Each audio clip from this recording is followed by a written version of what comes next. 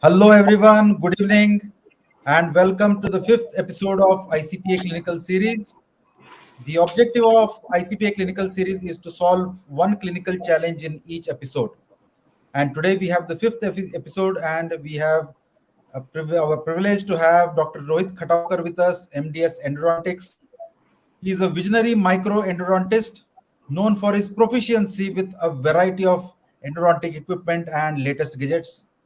He did his BDS from Nair Dental College in Hospital Mumbai and MDS from Rangunwala Pune. He is a routine user of dental operating microscope for over 10 years. Dr. Rohit is the founder of Vision Microdentistry Training Academy in Mumbai. It trains dentists on magnification and microscopes in dental practice. Now, something very interesting. Dr. Rohit is a proud contributor to Grossman's Endodontic Practice 12th edition, released in 2010. That's a great thing, Rohit. Presently, Rohit is the key opinion leader for Dentsply Sirona and Zoomax, and he is also a teaching faculty at DY Patil Dental College, Navi Mumbai, for their fellowship program in endodontics. So when I spoke to Rohit for the fifth episode, he said, "Let us not talk about very complex issue. Let us take something that's a challenge for a beginner as well as a seasoned practitioner, and something that forms the core of dental practice, that is access cavity in endo cases." So today he is going to speak on how the trends have changed, how things have moved from conventional designs to unconventional designs. So Rohit, the show is yours. Thank you, sir. So, very good evening to all of you and all those who have joined on YouTube and through the ICPA page, as well as my friends in Endo Valley. I, Dr. Rohit Khatavkar, welcome all of you for this small webinar. Um, for those who know me, I am having my practice in Mumbai, and I'm also quite active on social media. So, for those who want to learn more a little bit, also have a YouTube channel, so you can check it out and have a look. We will be discussing one short topic this time, but there is a lot more to discuss in endodontics and a lot more new concepts. So you can take it ahead as it goes. At maybe at a later date, we can have a webinar on some other topic, right? So this is where I practice in Mumbai. I practice at Santa Cruz, very close to the domestic airport. And I have a two-chair practice, which is focused on endodontics and restorative dentistry. And I strongly believe in using the power of magnification, not just for endodontics, but for dentistry in general. And that's why I have named my training academy as Vision. The focus is to do better dentistry with the help of magnification devices, whether it is a basic magnification device such as loops, or one of my personal favorites, the use of a dental operating microscope, which gives us a enhanced visibility in our working field. So with this, I started the concept of training various dentists in the use of loops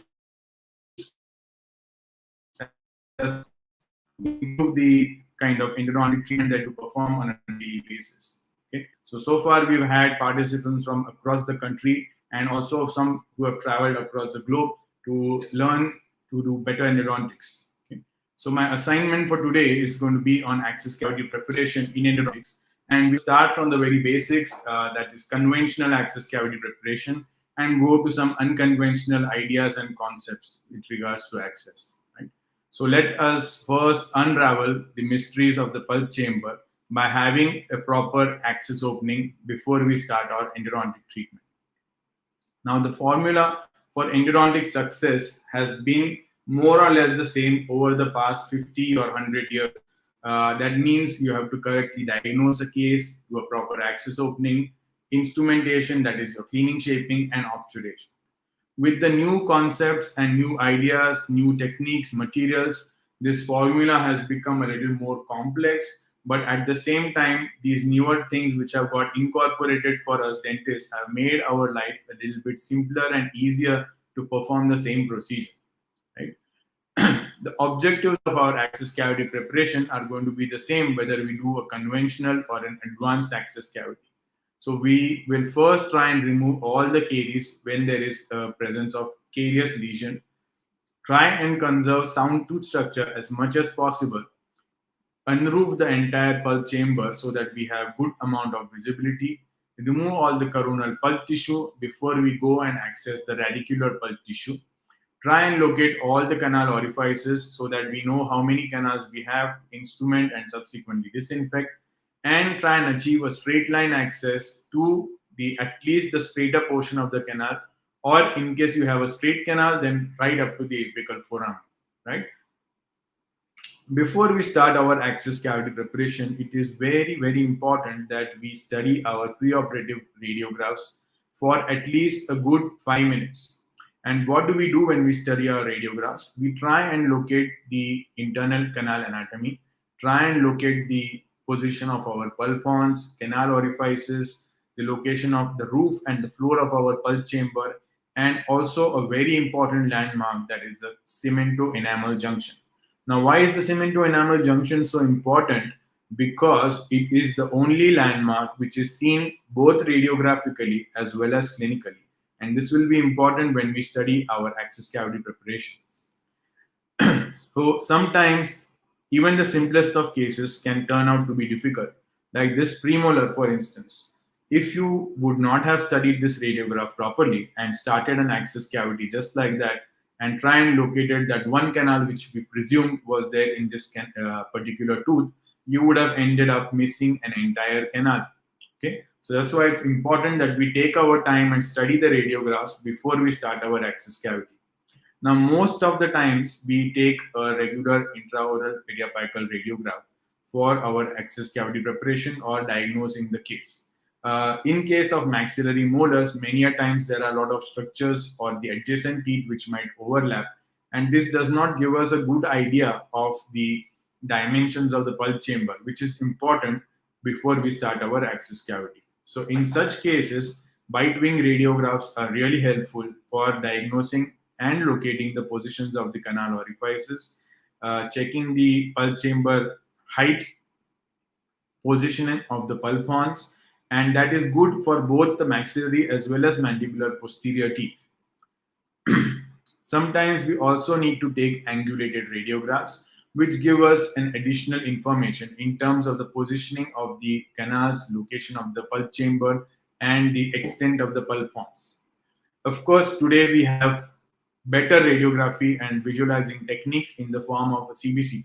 So, if you do have access to a CBCT in your city or town, please do make full use of it because it does give us additional information as far as locating the canal anatomy is concerned. Many a times we get an idea of the internal anatomy of the tooth before we even start the case, and it's in such cases, especially when you have difficult anatomy, it really helps to have knowledge of the case beforehand before we start doing our access. Now, when we do our access cavity preparation, there are some basic tools that you can start with and certain advanced tools that you can invest it with as you move on to the next step of your clinical practice. So, as far as the basic tools are concerned, we need certain diamonds, that is an endo access diamond, and certain carbide burrs like a safe ended carbide burr. In case of ultrasonics, and magnification in the form of loops or dental operating microscope can be your next step in investing towards doing better access cavity. Now, when we talk about a conventional access cavity for anterior teeth, classically we have been taught in our undergraduate college that we have to start with a position that is 90 degrees to the lingual surface of the tooth, go in and get a dip, after which we change the angulation to a more longitudinal angle that is along the long axis of the root. So first we start at 90 degrees, then move our position to an angle that is along the long axis of the root. Now, this is true when you have a young patient or a pulp chamber that is extremely wide. But what if you have a patient who is elderly or a case where the pulp chamber has constricted? If we try to do the same thing, what you will end up is just drilling into more and more amount of dentine and possibly end up into a perforation along the buccal surface of the tooth. So we have to radiographically first analyze the size of the pulp chamber, If your pulp chamber size is narrow or constricted, in such cases, we have to opt for an access cavity that is along the long axis of the tooth and more closer to the cingulum of the tooth rather than starting right in the center of the tooth, which you would start in a younger patient or a conventional access cavity preparation. When it comes to mandibular anterior teeth, there are certain cases which can be again tricky to do our access cavity when, especially when you have two canals. As the tooth itself is one of the smallest teeth in the oral cavity, doing an access cavity preparation in the right position is important. If we do our conventional access cavity along the incisor edge or along the buccal surface of the tooth, what would happen is we would end up locating only the canal, that is the buccal canal in most instances. And many a times we end up missing the additional or the second or the lingual canal. In such cases, we might need to extend our access cavity at the expense of the cingulum. As you can see in the two occlusal, in the access cavity images, the one on the top has a single canal, so we can afford to have a smaller or a narrower access cavity.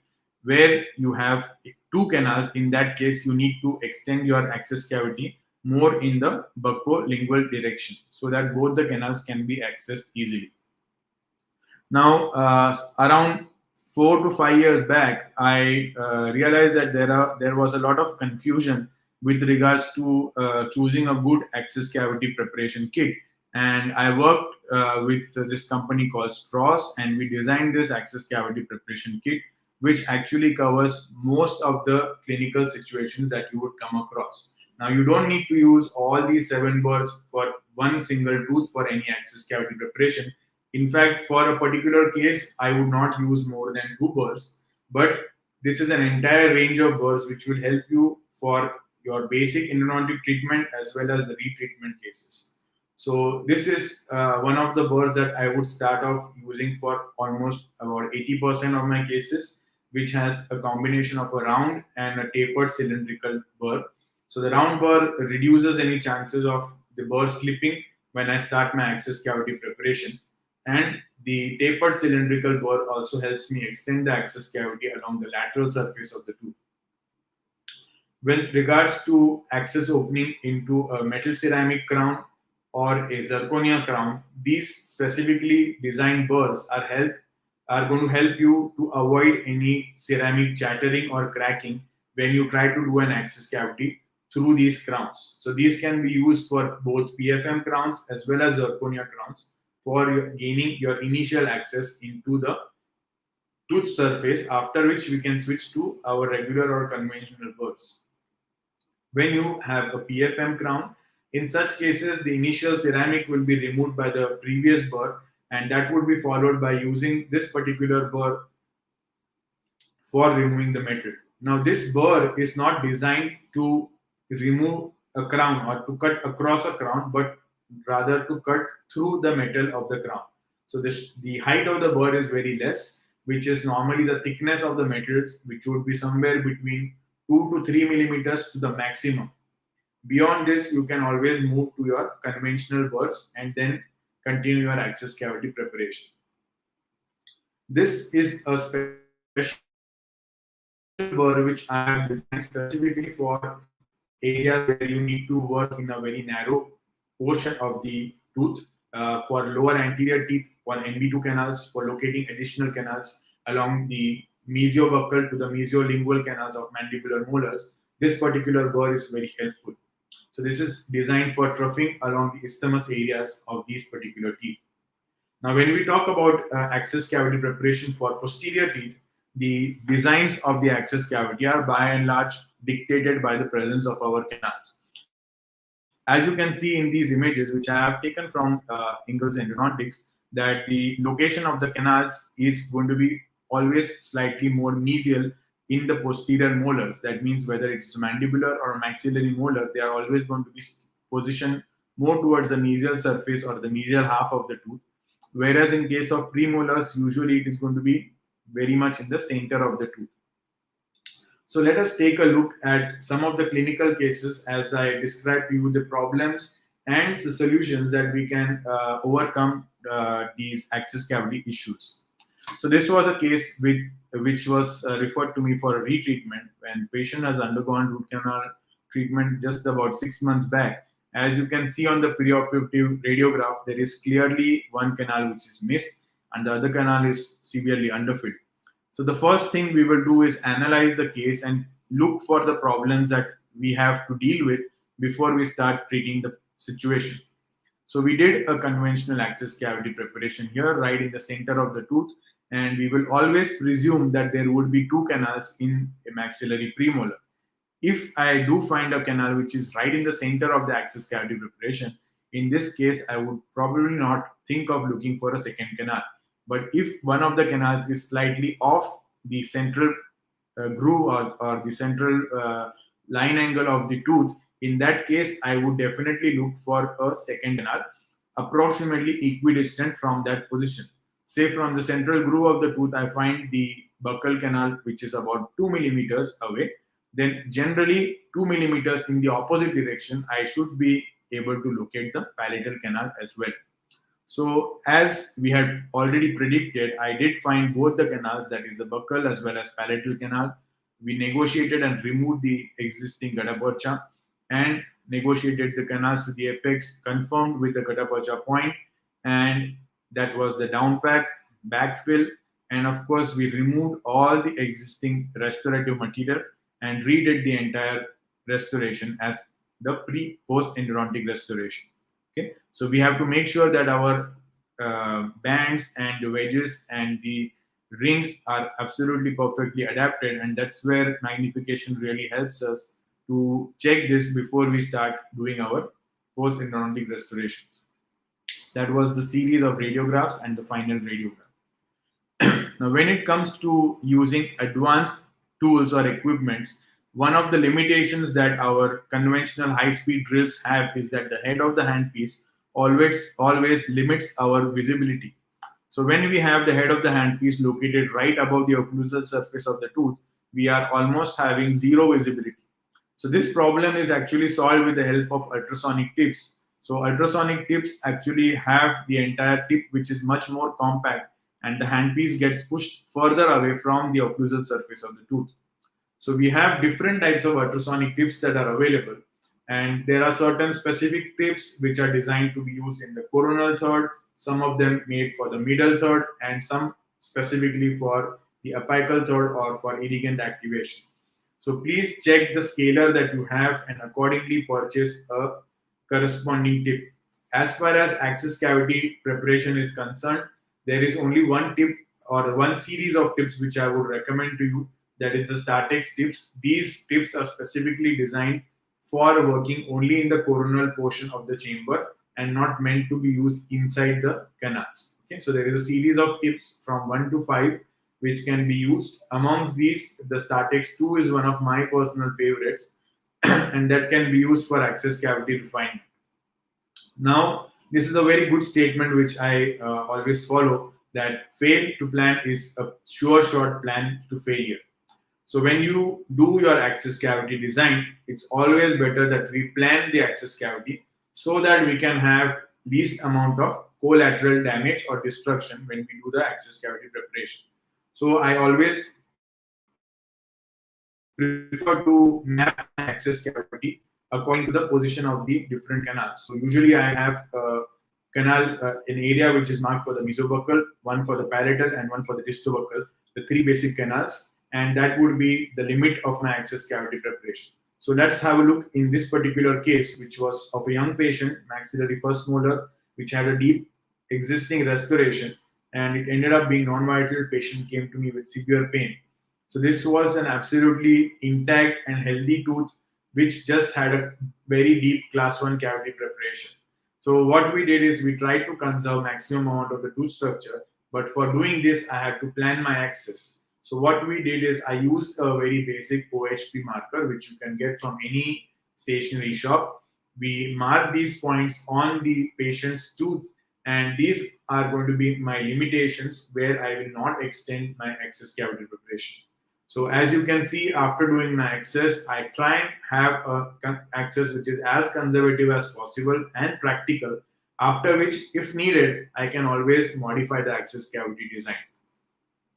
Now, it is important that you also have good visualization, and we try and remove any restrictive denting so that we get better visibility to the canal orifices. So here you can see the MB1 and MB2 canal orifices after only coronal preparation and removal of any coronal interferences. We have still not done any cleaning shaping of the particular tooth.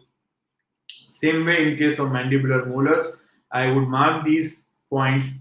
Of course, from the radiograph, we can get an idea whether we are going to expect to have three canals, that is two mesial and two distal, two mesial and one distal, or two mesial and two distal canals, and approximately map our access cavity.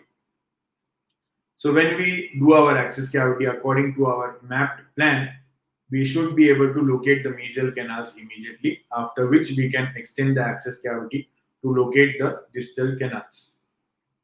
So this way we can get both the mesial canals and the distal canal with least amount of collateral damage. So conventionally, a round burr and probably a safe-ended diamond were what was recommended. But like I mentioned, personally, I prefer to use endo access diamond burr, which has a rounded tip and also has an ability to do side or end cutting. The advantage is that the burr is non-slip, just like a round burr, but it's not going to just create a ditch. It will also help you cut on the sides. And once we have got the adequate depth, we can then switch to a safe-ended burr like an Endo Z or a carbide burr. Now, when we do our conventional access cavity preparation, one of the most important criteria is that we de-roof the entire pulp chamber and have smooth and flaring walls and have a good visibility of all the canals, no overhangs as far as possible, so that there is a clean visibility and clean operating field when we start doing our instrumentation procedure. But one very important thing that we have to keep in mind is when we are not able to locate the canals, please do not use these burrs for locating additional canals. When we have located the basic canals, or maybe sometimes we end up locating only one or two canals, not located the entire three or four canals that we would have expected, we end up getting frustrated and we start using the same burrs along the entire surface or along the floor of the chamber, and then we end up creating more problems, right? So this was one of the cases where the dentist had actually tried to locate additional canals, probably did not find the canals, and then ended up creating incorrect location with the burrs.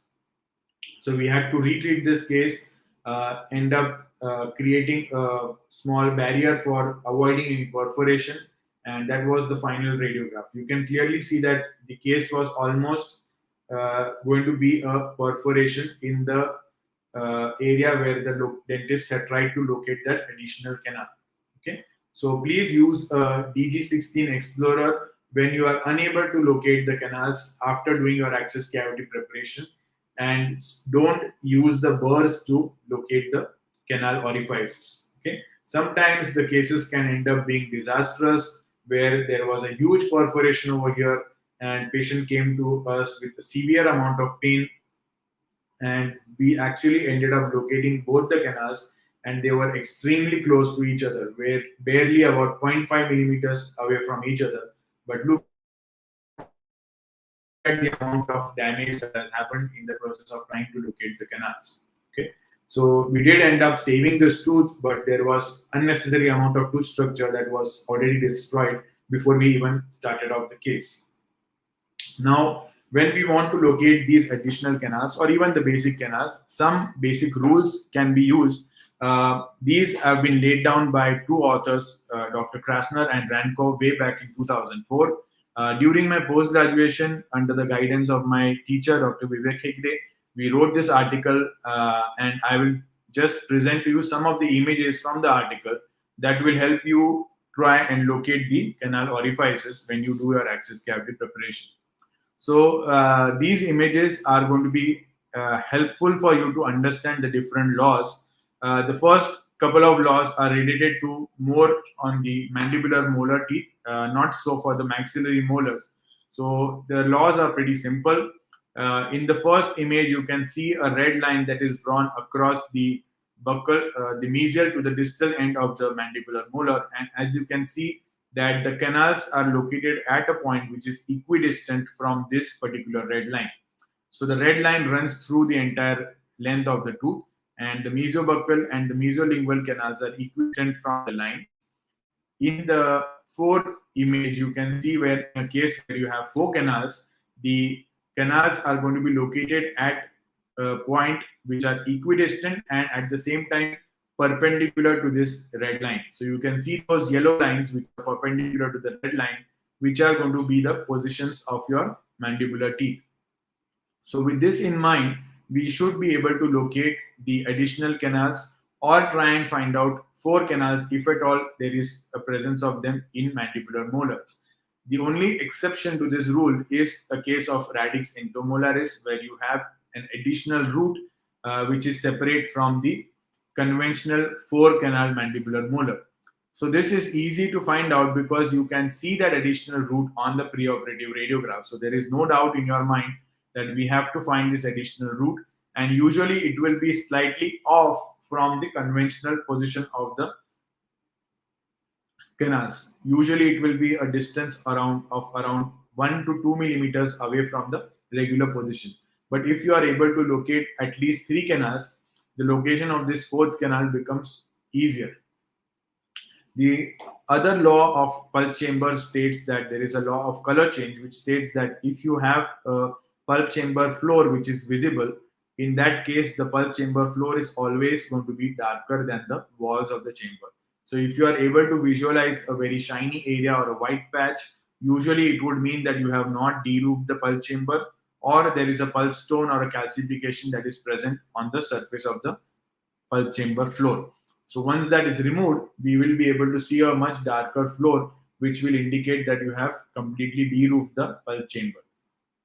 The same thing is visible in this particular clinical image, where you can see a clear distinction between the darker floor of the chamber and a much lighter wall of the pulp chamber floor, pulp chamber in the particular tooth. There are certain other laws for orifice location, which basically state that the orifices of the root canals are always located at the junction of the walls and the floor. These orifices are also located at the floor and wall junction, which means that once you have a conventional access cavity preparation, at the junction of the floor of the pulp chamber and the walls of your access cavity is where you would normally find these canal orifices. Now, if you have not damaged the floor of the chamber, which is why I recommend you to use a safe ended carbide burr. If you use diamond burrs, there is a high chance that you would destroy the floor of the pulp chamber. So this actually has the developmental fusion lines, which give us a map or an idea of the position of the canal orifices. So in certain cases, you can use these disclosing dyes. You can use a methylene blue dye, or here I've used a green caries indicator dye, which gives a good contrast and gives a better visibility of the canal orifices. Now, for the beginners, a very small tip that you can start off with is to use a front surface mirror instead of using your conventional rear surface mirror. There are a multiple number of brands which are available today who are dealing with these front surface mirrors. Either of the brands, either of the companies are going to give us the same amount of quality. There would be a slight difference as far as the reflectivity is concerned. Images from mirrors such as Zerk, which I personally use, are going to be one of the highest reflectivity images. But the conventional front surface mirrors will also provide you with distortion-free visibility. Right? So when we are concerned about finding additional canals, very important thing to note is that first our standard access cavity preparation has to be made. Try and locate the basic canals at least, and then we will try and hunt for the additional canals. But that would be done only with the DG16 Explorer and not with burrs. Now, which teeth can have additional canals? So, almost all the teeth in the oral cavity can have variations. So, the only rule is that there is exception to every rule. So, you should be aware of the variations that can exist, whether it is in an anterior tooth or in a posterior tooth. So, there can be two canals in incisors, multiple canals in premolar teeth, and mid-mesial canals, mid-distal canals, as well as MB2s in maxillary or maxillary first or second molars. So a key important step here is to use magnification when you do your access cavity preparation.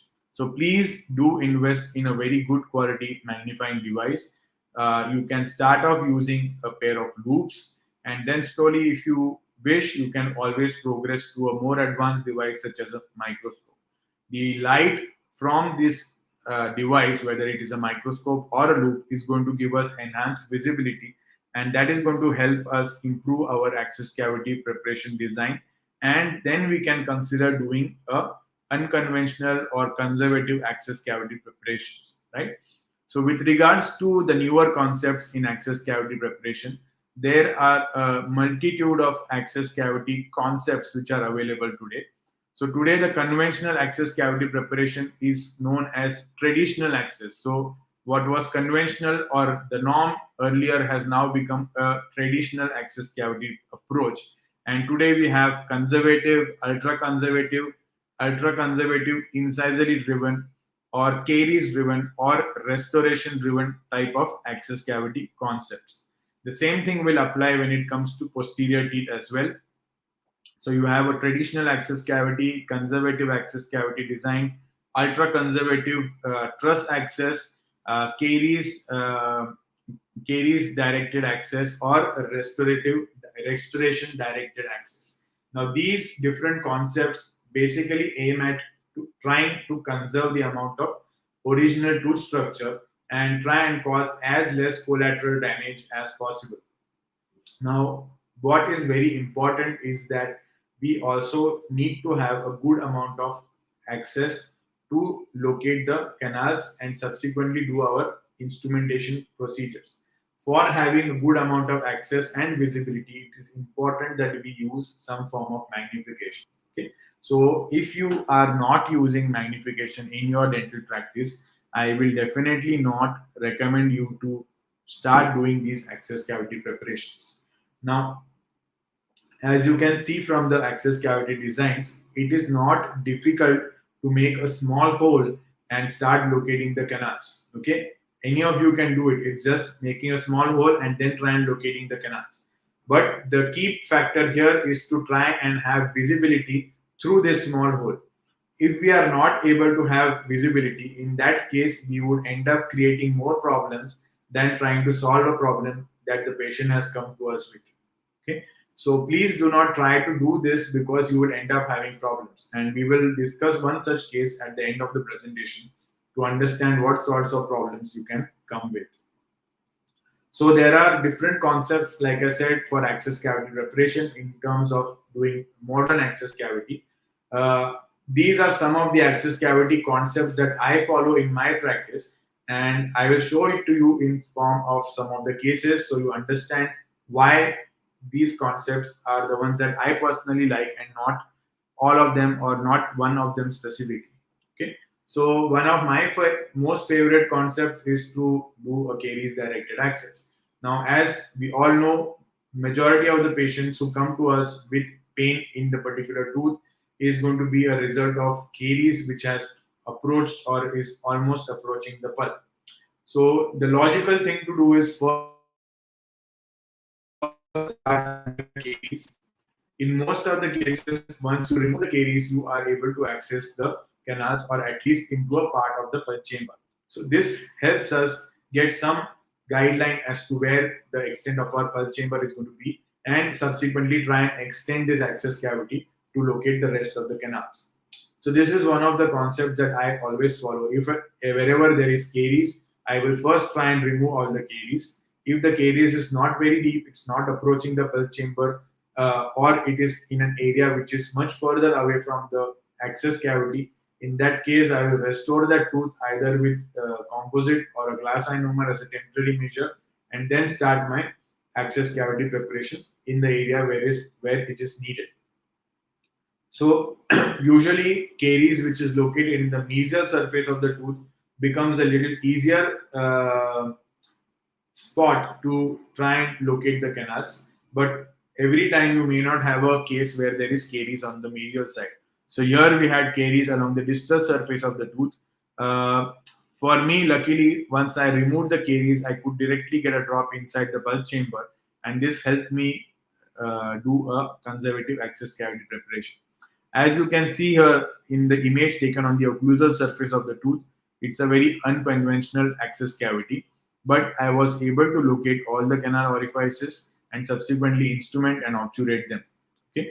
In the post-op radiograph, you can see the amount of carious destruction that was there along the distal surface of the tooth, and there was honestly no point in trying to modify my access cavity and go along the mesial side where there was already so much damage along the distal surface.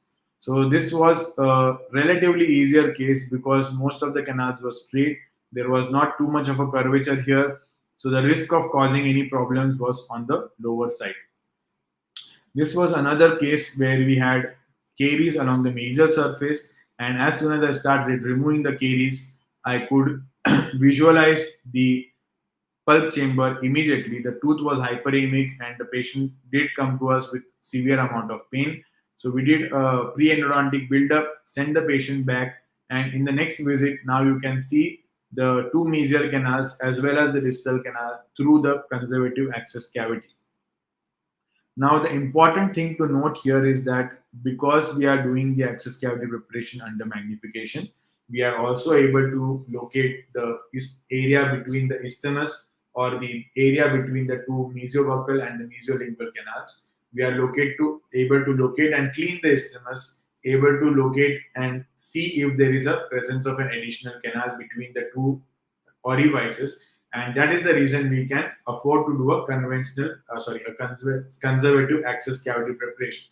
If we do not have visibility, in that case, definitely I would advise you to go for a conventional access cavity preparation where you de-roof the entire pulp chamber roof and then try and gain better access to the canal orifices. Same thing with the distal canal. Now, one important thing to note again when we talk about conservative access is usually we will not be able to locate all the canals in one image. So that's why I have to tip or tilt the mirror to locate the mesial canals and the distal canal in a separate image. The same thing with the post-operative radio image. You can see the gutta percha which has filled the entire mesial canals and the isthmus in between, and same way in the distal canal as well. Okay. This was the immediate post-operative image, the radiograph with the post-endodontic restoration. As you can see, the entire axis is more towards the mesial surface, and even the distal canal is completely along the entire access cavity, along the entire length of the long axis of the root. Okay. In the angled radiograph, you can also see that the distal pulp horn has been preserved. We have not extended our access cavity towards the distal surface, rather reduce the destruction or collateral damage to the tooth as far as possible. So this is one of the advantages that you will get with a conservative access cavity preparation, which is caries directed. Now, sometimes we can go completely unconventional in cases where we have an old restoration or old failed restoration, where I have here tried and removed that old restoration and we located the canals immediately. So from this class 5 or a cervical cavity, we located both the canals, and then we were able to negotiate. Now, the important thing here is that we are using heat treated nickel titanium files. If you are using conventional files or files which are not flexible, in that case, again, you run a risk of separating these instruments during your instrumentation phase. Okay, so definitely doing our access cavity preparation, shaping, obturation in such cases is a challenge. So it's not a case that I would routinely do or routinely perform this kind of an access cavity preparation. So here we had to complete this case in one visit. Patient had to travel out, and of course, she was informed about the not so good prognosis of the tooth as far as the restorative is concerned, because you can see that the entire buccal cusp is severely undermined. But imagine if we had done a conventional access cavity preparation, we would have destroyed that entire buccal cusp. There would have been no cusp left at all. There would have been about half the tooth structure than what I have preserved at the moment. and definitely that would have further weakened the tooth. Probably I would have ended up extracting the tooth if I would have done a conventional or a very wide access cavity preparation in this particular case. Okay. The second type of access that I would normally perform is a conservative endodontic access or a minimally invasive access. So here also I want to make sure that I can visualize the entire pulpal floor and avoid destruction of unnecessary enamel or dentine wherever possible. And the important part here is that we have accessibility along with our access. Okay, which means that when we do our access cavity preparation, like you can see in this particular case, which was an endoperio case, there was no damage to the occlusal surface of the tooth, but there was a perio involvement which had led to this tooth becoming non-vital. So we could afford to do a conservative access cavity preparation here. In this case, we have the same landmarks that we are using for our conventional access cavity, but the dimensions or the extent of my access cavity is much lesser as compared to I'm sorry, as compared to what I would do for a conventional access cavity design. So just to give you a perspective on how small this access cavity is, I have placed the rubber stopper on top, and you can see that the rubber stopper itself is barely fitting on the occlusal surface of the tooth. But I have not compromised as far as locating the canals is concerned, as far as disinfecting the tooth is concerned, or as far as removing the pulp chamber tissue or locating the canals, additional canals, if at all present, are concerned. This is what is important when we do conservative cavity preparation. We have to make sure that we are performing all the steps of endodontics properly and not compromising on those steps just because we want to make a small access cavity design. So this was my immediate post-op, and as you can see from the post-operative image, we have completely avoided extending the canal, extending the access cavity along the palatal and the distobuccal side. Tried to keep it as much as possible towards the mesial side, and at the same time not compromise on our irrigation, disinfection, and our obturation technique. Now, when we talk about conservative cavity preparation, it is important that we perform the basic steps of endodontics as well, which means that we just don't want to make a small access cavity. We want to make sure that we are removing all caries. So, this is going to be our first step in designing any access cavity. Whatever the tooth might be, first try and remove all the carious tooth structure that is present, after which we will plan our access cavity design. So that's what we did in this case. We removed all the we removed all the carious tooth structure and then realized that we have a hyperemic tissue over here.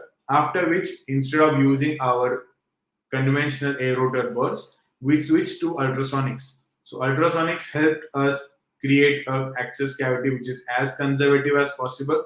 At the same time, maintain a good amount of visibility. So these are the StarTex tips which are in action. You can see that the tips are working smoothly and it helps remove the entire the entire dentine and create a conservative access cavity preparation. So in this particular case, there was an interesting anatomy that we had two canals on the mesial side, and on the distal root there were three canals, which you can see in the screen. So this is my immediate post-operative image, and you can see on the radiograph that we have located these multiple canals, and these can be appreciated on the angled radiograph. So as you can see in the post-operative image, there is a massive amount of tooth that was destroyed because of the carious lesion. But here we have to try and reduce the amount of excessive amount of tooth structure that is removed during our access cavity preparation. By that means, we can create a conservative cavity preparation. And the reason I prefer to have or maintain good visibility of the pulpal floor is because, as I said, there are always exceptions to every rule. So you have multiple canals that can be present in the mandibular molars or maxillary molars as well, and these cannot be visualized if you make a extremely small access cavity preparation like ninja access or truss access where there is no amount of light that is reaching the floor of the pulp chamber.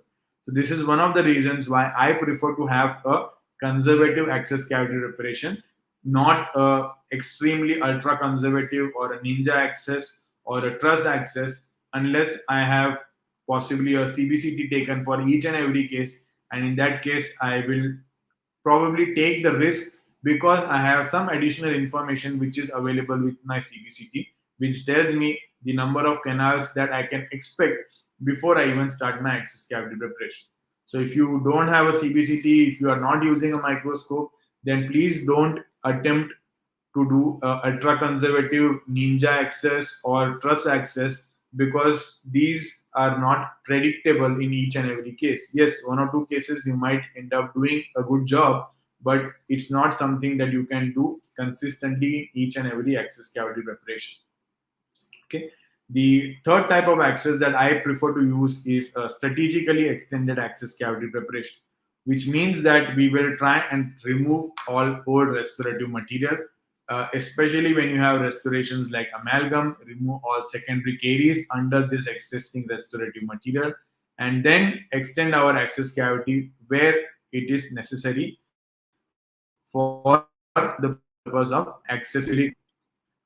So this was a case which I had treated many years back, almost way back in 2010, where I just started using my microscope. And the first thing that I did in this case is remove the old amalgam restoration. So as you can see in the images, you can't see any traces of the old amalgam.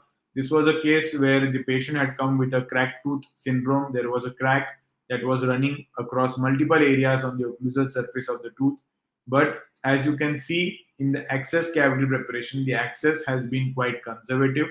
So you can see the mesobuccal 1, 2, and some portions of the distobuccal and the palatal canal. So this was the second molar which has a which has a maxillary second molar which had an MB2, and there is a 10-year recall of this particular case. So the advantage of doing a conservative cavity preparation here is that we maintain and preserve maximum amount of tooth structure, so that a subsequent prosthesis can be given to the patient, and we don't end up giving a prosthesis only on the core buildup material. We at least have a good amount of sound tooth structure that is remaining. Another case where we had old amalgam restoration and the patient was symptomatic. Patient had severe amount of pain. The first step I would do is try and remove out all this old amalgam, and then try and locate the pulp chamber, try and locate the orifices, and subsequently have and maintain good visibility to the floor of the pulp chamber, so that we are sure that we have located all the canals, we are sure that we have removed all the coronal pulp tissue before we try and remove the radicular pulp tissue. Some cases like this, when we can afford to do a conservative cavity preparation. This particular patient had recently visited to me after he got his old inlay dislodged during the COVID uh, pandemic, and he could not get access to a dentist to get the root canal treatment done.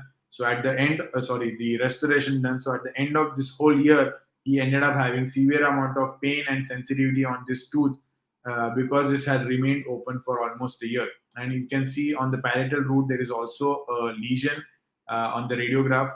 So what we did is we used up this space and we did a access cavity preparation as conservatively as possible, so that we could manage to save maximum amount of his sound tooth structure. In this case also you can see that the size of the access cavity preparation is just barely the size of our stopper, which is placed vertically. But at the end of our exercise, at the end of our endodontic treatment, we are able to locate, clean, shape, disinfect, and obturate all the canals as effectively as possible, whether I would do a conservative or a conventional cavity preparation. Right? Now, for those who of you who are listening to the webinar, a very important topic of discussion is to not try and copy these things without having the adequate armamentarium. Like I said, if you have the burrs, if you have the tooth, the patient, please do not try these access cavity preparations if you do not have proper visibility. If you don't have visibility, you will end up creating more problems because we don't know where we are placing our instruments, where we are trying to locate the canals, whether we have missed the canals, whether we have disinfected the canals adequately or not. Okay, so this was one of the cases which was referred to me by a colleague who was probably inspired by all these things that we see today on social media, and he tried to make this conservative access. And the first instrument that he placed inside the canal immediately broke and snapped. So this is how he referred the case to me, because this was a patient who was very close to him and he didn't want to end up spoiling the case furthermore. As soon as he started off the case, immediately first thing that he did was he snapped the instrument. So he stopped the case then and there, and that's how he came to me with this ways to try and save him out of this problem. So as you can see, this was the access cavity that he had done on the left. It was a pretty conservative access cavity preparation, and all I had to do was modify this access cavity, because here the mesiobuccal and the mesiolingual canals were located slightly away from each other. And of course, with his hand instrument, he managed to place the file in the canal, but as soon as the rotary file was placed inside, it immediately snapped. So, with the power of magnification and better visibility and the modified access, I could easily find a position which was uh, a space right next to the instrument. I could pass my hand instrument alongside, and during my shaping procedure, we also managed to dislodge this instrument and take that out. And you can see the post operative images and the radiographs. That was a conventional access cavity which was modified and tried and kept as conservative as possible. Okay, so to sum up this presentation, I would like to point out few important things. One is to try and plan out your access cavity preparation in correlation with your radiographs, the occlusal anatomy of the tooth, and also the long axis of the roots of the tooth, because ultimately we have to access the roots. Try to use the right tools and burrs for your access cavity preparation, and at the same time try and invest in a good magnification device and have illumination, because they are going to play the most important role as far as access cavity preparation is concerned when it talks about conservative access. And try and maintain a good accessibility for our subsequent endodontic procedure, and always try and work within your comfort zone. If you are not able to get these tools, please don't try to do heroics and try to do conservative preparation, which creates multiple problems. Start doing a conservative preparation only after you have the adequate tools. Okay, with that, I would like to thank you for your time, and thank you, ICPA, for giving me this opportunity to present my views and share some of my thoughts on this particular podium. Thank you Thank all you, very Rohit. much.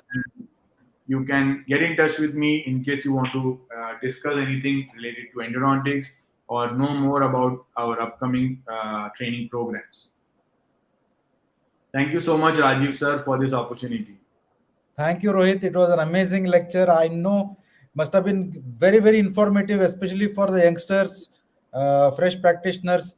So many take-home points from this lecture for treatment as basic as root canal treatment. Uh, for example, it is very, very. So it's so critical to have good knowledge of the anatomy, to know the laws, the rules that you said, have the right instruments, and use magnification so that you can remain as conservative as possible without causing any kind of collateral damage, and protecting as much of tooth structure as possible. And I must congratulate you for designing the instrument kit that you have done. I think it is a great thing for Thank you. beginners. It will solve a lot of problems. Whatever they had to think, you have already thought about and you have already created it. So it looked amazing for me, to me, and I Thank think you. people should make use of it. Thank you Okay, so much. great attendance, a lot of viewers, and very good number of registrations. And I have a lot of questions here. Let me read them out to you. Let us take one by them. Take them one by one. The first Sure. one is how to prevent perforation and find all the canals in maxillary and mandibular molars. Okay. So, like I discussed in the webinar, one of the most important things is to follow the level of the CEJ. So if you are following the level of the CJ, what I usually do is I will place the burr alongside the external surface of the tooth and mark the level of the CJ, which I can see the junction of the enamel and the dentine.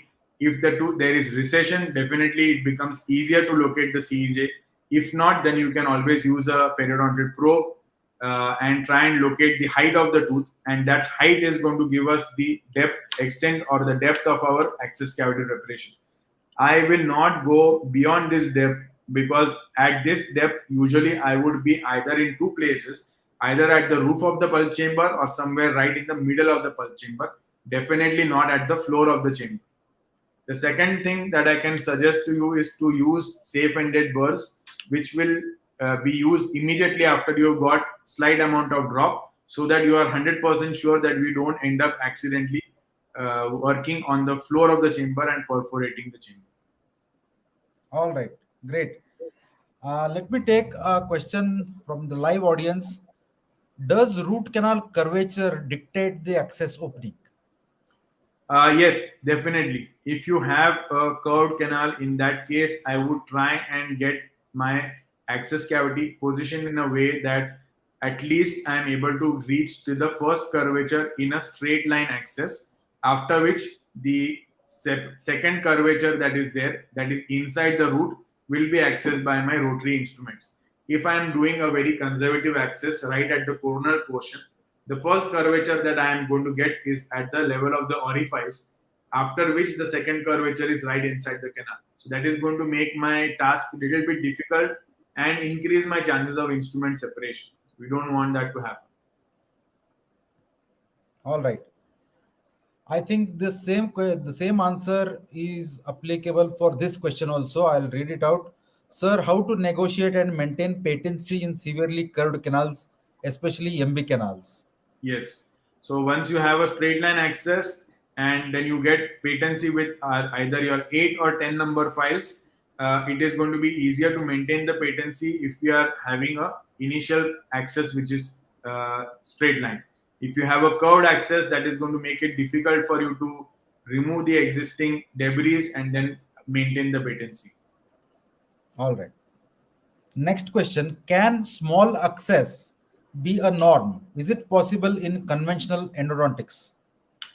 No, like I said in the webinar, if you are not having the adequate tools, please don't attempt to do a conservative access cavity preparation. It is easy to make a small hole, but it is difficult to maintain visibility. So don't do follow conventional cavity preparation if you don't have the adequate tools. Great. How to preserve oblique ridge while doing access opening of upper molars? So, for those who have been practicing since many years or those who are beginners, I would advise the same thing. Even I do this today if I have rotated teeth or difficult teeth to access, I use a regular OHP marker and draw the access cavity design on the occlusal surface of the tooth on the patient's mouth. Okay, don't worry, don't do this that you can do this only on extracted teeth. You can do this in the patient's mouth, after which you can use alcohol and cotton and just wipe out those lines if you don't want the patient to see what you are doing. Okay, but do this and you can just mark that entire oblique ridge black or red so that you know that you are not going to cut on that oblique ridge. The red line is going to be our extend your access cavity. Okay, so that is a good way for you to remember where to stop. So always plan and draw and never cross the boundary. Play safe. Yes, yes. Okay. As such, Next under the question. oblique ridge, you will not have any canals, so you don't need to extend. Yeah. So even if you go there, you are not going to get any benefit out of it. Absolutely. Yeah. Does a rotary file system influence access cavity design? If yes, how? So yes, if you are using conventional nickel titanium files, the ones that do not have shape memory, they are a lot more stiffer as compared to the current heat treated files that are available. So regardless of the manufacturer, there are multiple companies which have come up with heat treated file systems.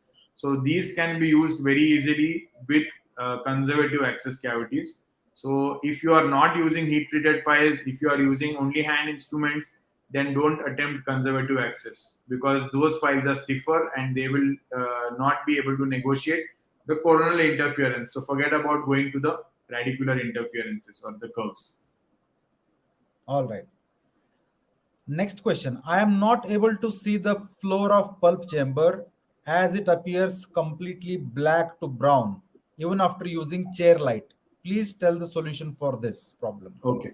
So few things. I'm guessing that since she is talking about a chair light, she's probably a beginner.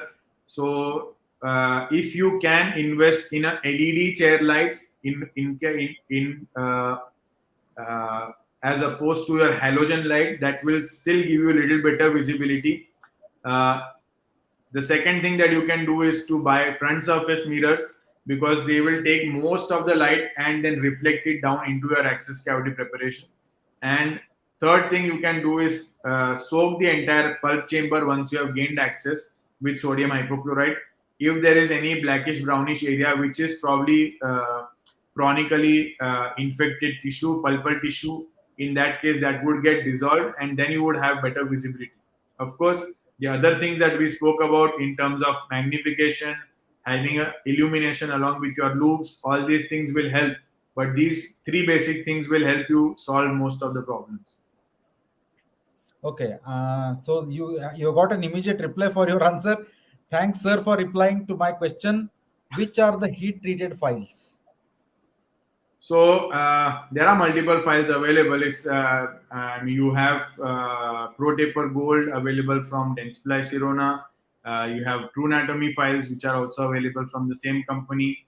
There is Wave One Gold. So these are some of the heat treated files that I use in my clinical practice.